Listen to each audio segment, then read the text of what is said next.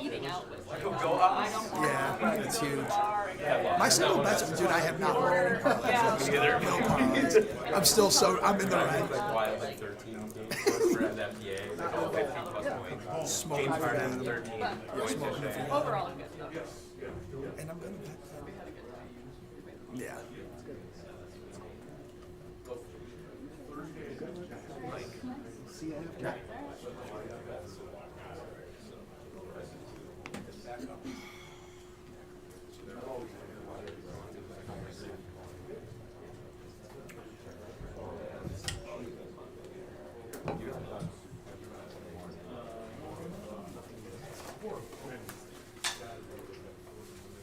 I'm not getting anything on my camera. Yeah, me either.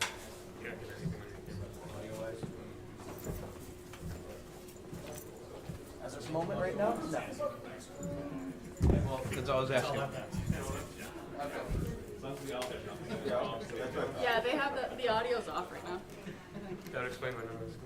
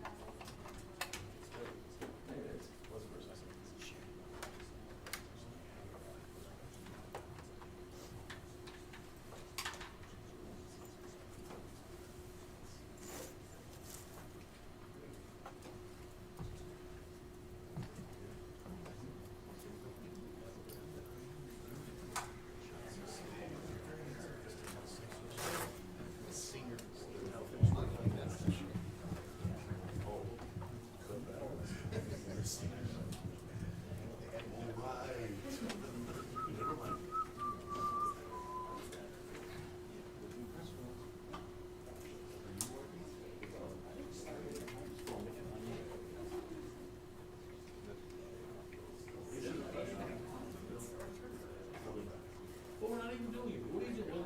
What are you told us? What are you doing? That's it. Get out of here.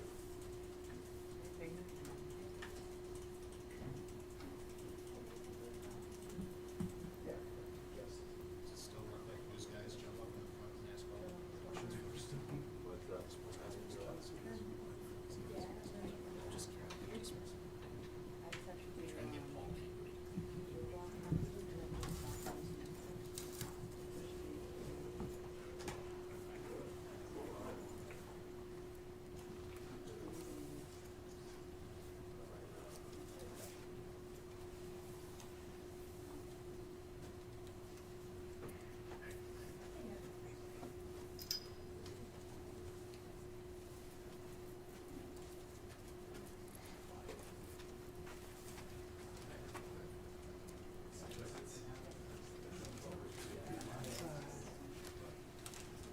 Right underneath this guy?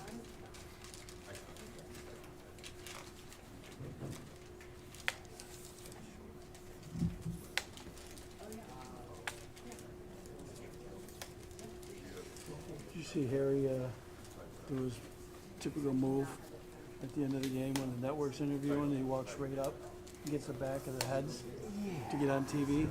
Dude, that's just out of control. That was more egregious than normal. Yeah, it's a little more. And yeah, he came in. Unprofessional.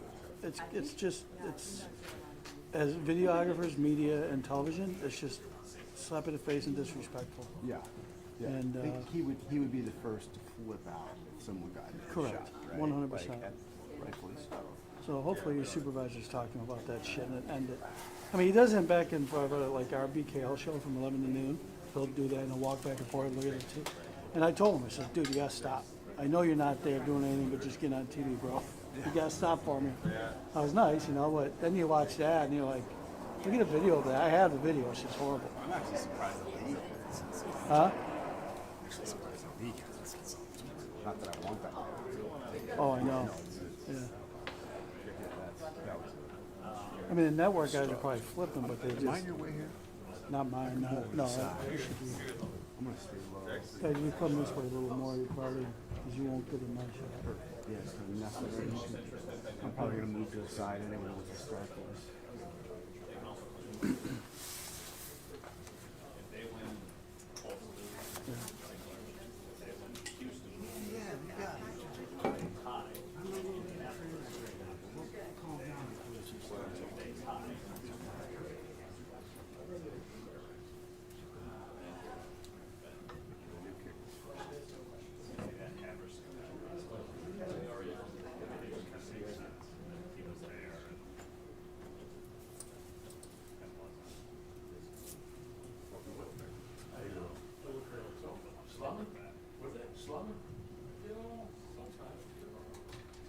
Just asked whether he's slumming.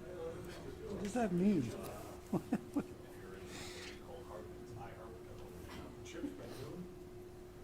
Got a nice Patagonia vest on. He's not slumming.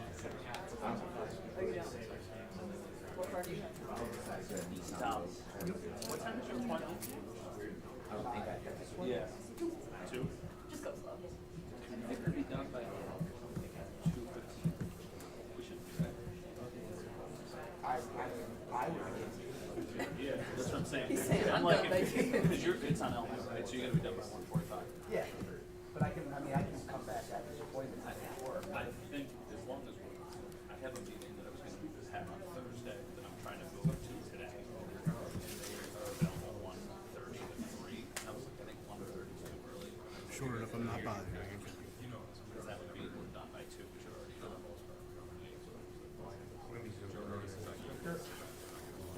I'll just be like this. Yeah.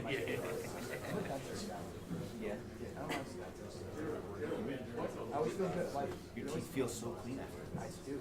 You know what? So you I get a lot of compliments and it feels really good. They really pat my back a lot.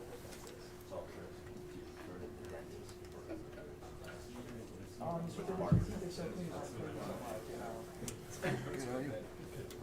Check red. Do you get knocked for not flossing? Oh, I do floss. Oh, you're their dream. You are their I dream. use floss much. I don't really. Doing this, I'm spitting on my finger. Why not? That's so good. That's real flossing. Yeah, I'll show you real floss. Don't even think about doing what you're gonna do. Because 2018. I will get over there. Hey, Chris. Slowly but surely.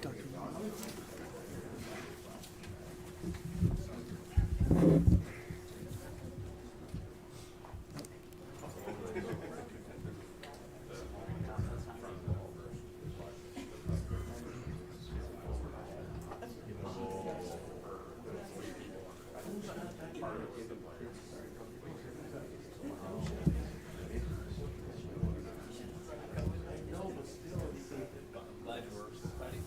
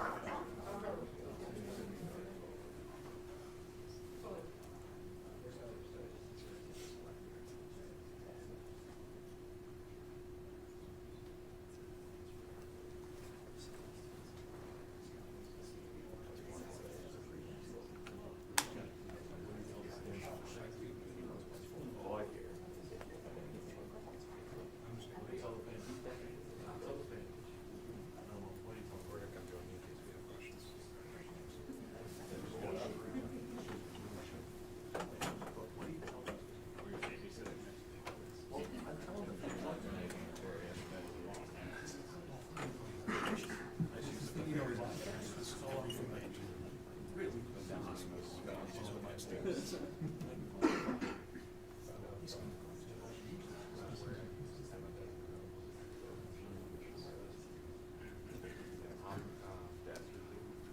Benini was famous for that question. What do you tell a fan? But what do you tell a fan? Oh, I'm talking. Isn't it? Is this thing being off the record? Like he's talking. Am I wrong?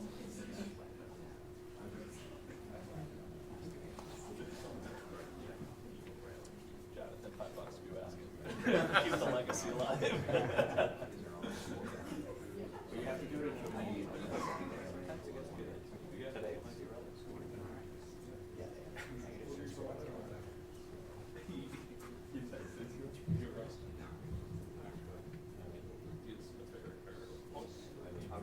Have to deal with journalism, so probably better question. I say it.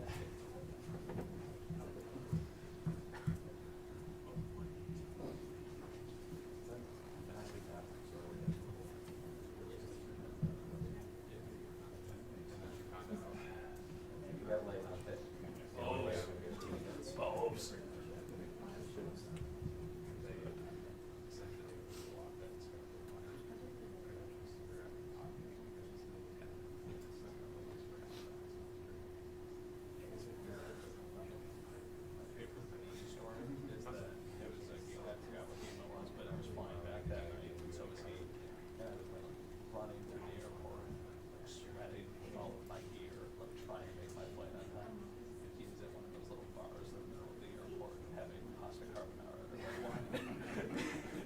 I was like, man, what am I doing wrong?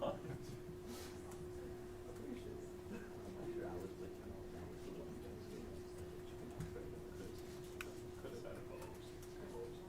Got a hyper stringer Bob's. Shoot yourself.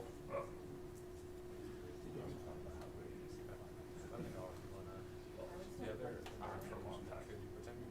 Key to happy marriage. Traveling the day of that. He is a magnet for restaurants in Germany. We're sitting in an outdoor cafe. It was fantastic.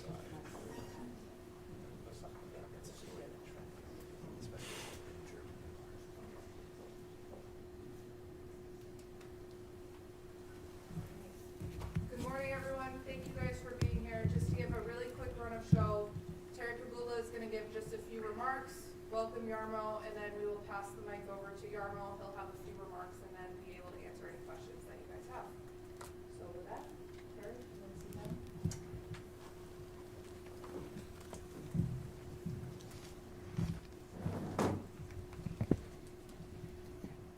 Welcome. Is this working?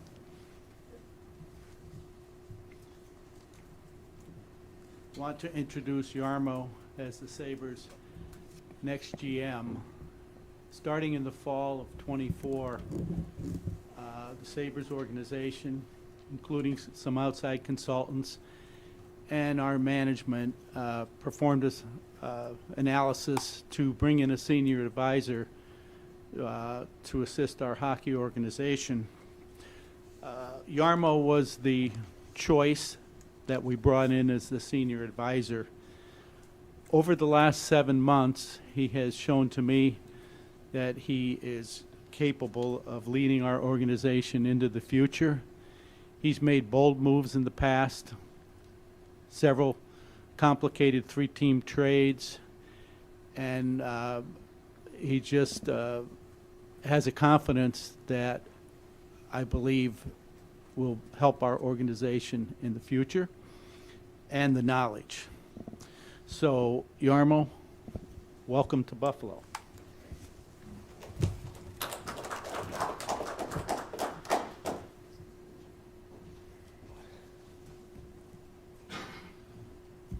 Good morning. I want to thank the Pagula family for having the trust in me. I'm honored and humbled to be the general manager of the Buffalo Sabres. In this time that I've spent here, and I've spent the most of the fall in Buffalo already, I've seen the passion of the hockey fans in the city, and it's great. I love the game of hockey. That's the reason why I've been in hockey all my life, whether it was as a player or as a scout or as a manager. I've been part of the NHL teams for 30 years now, and I wouldn't change a day. It's been great, but to see the passion of the fans here is something that actually reminds me a little bit of my home country, Finland, because with the 5.5 million people that we have, hockey is by far the biggest sport, and there's a lot of passion for it. So thank you, Pegula family, for bringing me here as the new GM. I appreciate it. I also want to thank Kevin Adams for everything that he did for the Buffalo Sabres. He poured his heart and soul into this organization. I witnessed it every day here. And he brought in a lot of talent, a lot of skill into this team, and you could see that on the ice. So we can't thank him enough. He's a great hockey guy, but he's also a better person, and that's one of the reasons why I came here, because at this stage of my career, I really want to work with good people, and he's a great one of the real good guys that I've met through my years in the business. The one other thing that I wanted to say before I let you get to questions is that, you know, when I came here, one of the reasons was that I really believed in the skill and the talent on this team. But I define the talent a little bit differently, so that's going to be the focus on moving forward. I think character is the biggest part of talent. I think that the competitiveness, the relentless work ethic that you have, whether it's on the ice for practices or in the gym, that's the talent that we need to focus on. And there's been games this year where we looked like it was going to be easy, and we lost because we got outworked. That's unacceptable. And that's going to be something that we're going to focus on every day here, each and every day, because the talent, the skill alone is not going to get you the wins in this league. Every team's too good. So you got to work, you got to compete, you got to be relentless. And that's what I want the identity of the Buffalo Sabres to be. And that's where we want to be proud of that type of identity moving forward, because we do have the skill and we do have the talent. So focal point will be character. And please, if you have questions, I'd be happy to answer. Congratulations on being appointed a GM. So, in particular, how do you want to make this team and this organization competitive? What needs to be done? Do you have a 5-point plan or something similar? I have a plan. Obviously, I'm just day one right now, so there's a lot of things that we need to look at, a lot of things we need to analyze, whether it's the staff. We got a lot of good people in place, a lot of experienced people in place. If we need to add something, we'll do so. John Morrow with the AP. Condolences on your dad. Thank you. You spoke about character. For all the skill that this team has, as you talked about, how do you turn around a franchise and a team that hasn't known winning for such a long time, with players who haven't known what it takes to get there? Well, the one thing we talked about when I talked to the team is that it's not their fault, the 14 years that people keep talking about. We're going to focus on today. What can we do today to get better, whether it's on individual level or as a team? And we're going to focus on today. We don't even want to look too much into the future. We got a lot of hockey left this year. I think we can do special things with this team. Just as a follow-up, how do you build character? It's the standard set by the leaders on the team. They're not going to accept anything less. They're going to lead by example, show the standard every day, and then they can demand it from everybody else around them. You've been with Lindy Ruff now all season long. What is your thoughts on Lindy and the coaching staff moving forward? Well, Lindy's resume speaks for itself. He's been a great coach in the league for a long time. I've really enjoyed my interaction with him day to day. He works his tail off every day. He's early. He's watching tape. He's analyzing. He's talking to the players. He's got a good line of communication with them, and he's looking for ways to get better. So, I've really enjoyed my time so far with Lindy. So does that mean there's no changes in the coaching staff? We're going to evaluate everything moving forward, whether it's the scouting staff, management, coaches. Everybody is under evaluation at this point, but there are a lot of good people here that are great at their jobs. What, at this point, can you say about the situation regarding Alex Tuck? It seems to have kind of ground to a halt here, and it's hanging over this club and this locker room, whether this team is going to extend him, move him. What can you do to help get that process going? I'll take charge of that situation now. I'll talk to his representatives. It always takes two parties to agree on a number that both feel that it's reasonable, and not just for today, but moving forward, what you have to build with your team. Alex is a really good hockey player. We appreciate him. We like him. We want to get him signed. I think that's been clear the whole time. Now we just have to agree on a number that works for both sides. Jarmo, what is the biggest challenge that you immediately face as general manager of the Sabres? Oh, there's challenges every day in this job. My saying is always that there's never a dull day as a general manager of a team. When you think that you have a calm day, something's going to happen, and then that's going to change. But I want to get to know everybody even better than I do now. I think I have a really good head start because I've been here so much and getting to know in a different role. I was able to have some talks with individuals, players, staff, so to get to know them. So I think I have a really good head start on having a good understanding of what we need to do next to get to the next level. But I'm going to also take some time here to get all my thoughts together, gather more information, and think about a plan that we need to get into work right now. You spoke to it a little bit, but just what makes this an attractive job for you, I guess, in your own words? Well, I talked about the talent. I think that you always need the obvious talent that everybody sees on the ice, and that's there. We have goal scorers, we have size, we have playmakers, we have, I think, one of the best decors in the league as far as the talent goes. There's a lot of great things. We've gotten good goaltending this year too. I don't think that there's any excuses in some of the games that we've lost where we've been outworked. Goalies have given us a chance to win every game.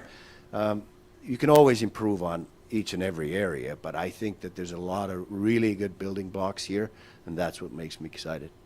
Jarmo, you've been here long enough to probably get a feel for the roster and the talent. How close do you think this team is to being a competitive, playoff type team? Yeah, I think we're close. I think it takes a little bit growth from the young players. Experience is always good. I always say from the draft that it could take 5 to 8 years before those players can make an impact in the NHL, because you see now that it can be even a little bit more of a young player's game, but it's all individual. Every individual has to develop at their own rate and own pace. You can have the fast forward button even if you'd like to sometime. You need to just let them take their time to get comfortable, confident in this league, and they can then make an impact. But I think there are a lot of good pieces here. I think we're very close. I firmly believe we can make the playoffs this year. There's a lot of hockey left. Are you planning with the goaltending situation? You have 3 of them. Lindy's talked about it a lot, that it's hard for the goaltenders, it's hard for the coaching staff. How do you feel about that, and are you going to try to alleviate that and get it down to 2? I think we've all talked about it pretty much every day, that it's not the ideal situation to have 3 for the workload they get in practice, for the rotation and the amount of games they get if there's 3 goalies. But we also picked up Ellis for a reason, because we felt that there was upside there to become a real good NHL goalie. And we had a little bit of an injury situation back then that we needed to protect ourselves depth-wise. So now we're probably to a point where we're going to have to start making decisions to get down to a 2-goalie rotation. That's good for the 2 goalies that remain here, but we're going to look at the situation, and right now Ellis is hurt, so we got 2 goalies here and 2 goalies ready to win games. Yeah, what is when it comes to your history with the Blue Jackets, you were known for being very aggressive, fearless in some ways. What did you learn from that experience, those times, and do you plan to maintain, how you worked that approach? One of my life's philosophies is that don't be afraid to make a mistake, and that's something that I always relate to the players too. We got to play free. We got to play without fear of failure. I apply that to myself in work too. Whatever it takes to make our team better, we're going to do. We're not going to be afraid of making a mistake. And from my time with the Blue Jackets, I can tell you one thing, that it's great to make the playoffs, but we're not just here to make the playoffs. We're here to try to build a championship team. You make the playoffs, you're happy for 8 to 14 days if you lose in the first round. If you win the first round like we did there once, then you're happy for 14 to 20 to 28 days, and then you're miserable. And I think that even if you get to the final but lose, that would be the most disappointing thing ever, for me at least personally. Winning the cup's the goal. I think every team in this league is here for the same goal, and that's the goal that we have with the Buffalo Sabres. Obviously, you got to make the playoffs first to be able to even compete for that. But I can assure you that we made the playoffs 5 times in the 10 full seasons that I was there. The most miserable I was during the year was the game that eliminated us from the playoffs. Carmel, what is your philosophy on trades? Well, trades are a little bit complicated these days with the cap and all that. I think that everybody wants to make their team better, wants to make their mix better. You got to find a partner that has the same or opposite needs, that the deal you're going to do is going to fit their plan for the future. But I'm always looking for a fair deal where both teams can benefit from it. But it's something that we do here every day. We're going to think about things that, how can we make our team better? What can we do today to make our team better? That's the attitude I expect in the locker room from the individuals. That's the attitude I expect from the staff. We come to the office every day, we have our coffee, and we start thinking about what can we do today to make our team better. As a scout, as a manager, who were some of your mentors, people that you leaned on, I guess, as, mentors? Yeah, I've had the opportunity to work with some great people. I always said that Marshall Johnston in Ottawa was one of the mentors, especially in the player evaluation world. He was incredibly prepared, hardworking, and very smart hockey man. But I also work with Rick Dudley, Randy Sexton, who was here for a little bit, Larry Plow in St. Louis, Doug Armstrong. So I've had a chance to work with some real smart hockey people. And the one thing that I've always kind of tried to do is study the people that I work with. Whatever I can take from somebody that he does really well, or maybe even some of the mistakes that I think they make, I try to learn from that. And the day that I lose that attitude is the day that I'm going to retire, and that's not going to be anytime soon. But I'm trying to learn something every day to be better at the job that I'm doing. Attracting and sometimes retaining talent has been an issue for the Sabres over the years. What did you learn from your experience in Columbus, working in a smaller market, about, attracting guys to play in a place like that and keeping guys? Yeah, winning hockey games is the most important ingredient there. Everybody wants to play for a winner. You got to win hockey games, and then in the background, we can be very detail oriented in making sure that we do everything that we can. Terry and I had a lot of conversations about this over the weekend. He's going to give us every resource so that we can eliminate all the excuses out there to make it such a great place for the players that they want to come here. But winning is the first ingredient that you have to have. So that's one thing we're going to need to focus on. But Terry's given me full autonomy to run the hockey department. We can spend to the cap. We have every resource available for us that we need to make this team better, make it more attractive for the guys to stay or attract free agents. So that's all I can ask for as a general manager.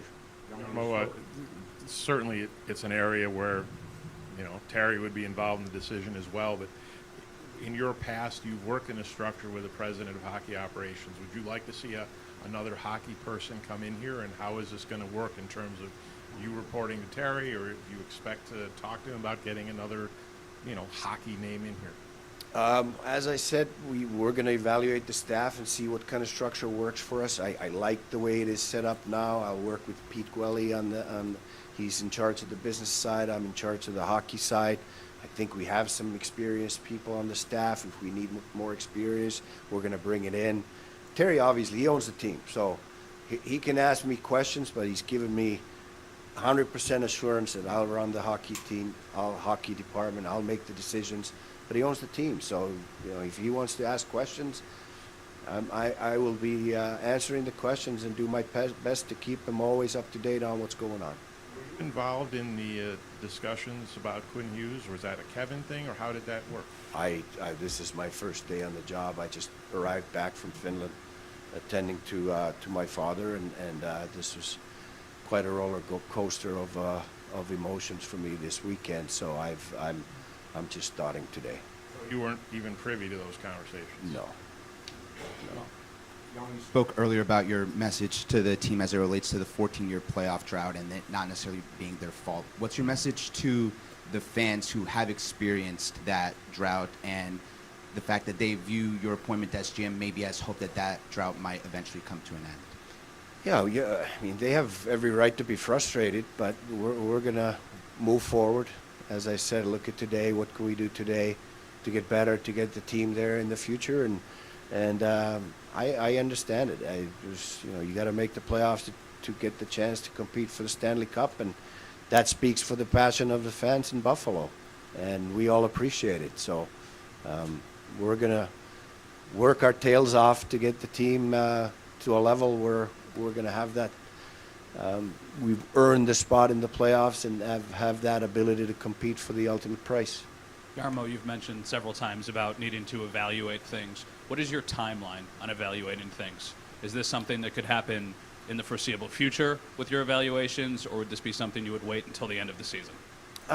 As I said, I have a pretty good head start with being here for 7 months and being very closely with the team for the basically the whole fall. So I have some things in mind that might happen sooner rather than later, and then there's going to be some things that we need to evaluate a little bit longer, and we're going to take all the time we need to make those decisions. Do you plan to address the players tomorrow or in the coming days? I already did. Yeah. When did you talk to them today? Yeah, I talked to him today.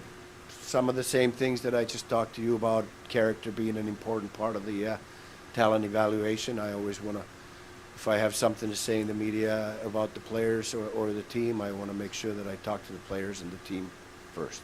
So I had a meeting with the leadership group and the whole hockey department team that is around the players and the players too. Well, I've talked to some folks around the NHL and pretty much got the same thing. They said you're a no-nonsense guy, and players, coaches, and your staff will know exactly where you stand. Is that accurate? Is that the way you do your business? Yeah. What you're gonna hear that I said, you'll hear it in front of you, not behind you. That's one of the big principles that I believe in life.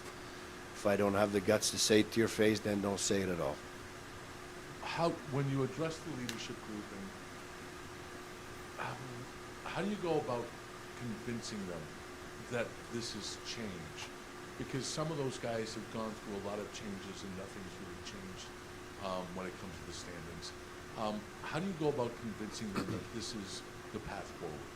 Well, I think the trust always needs to be earned, so I'm going to start working with that and working with the players every day to earn their trust, and that's going to come with consistency of the message. So we're going to work on it every day. Start it today. I know you mentioned you view talent a little bit differently, maybe, than just skill.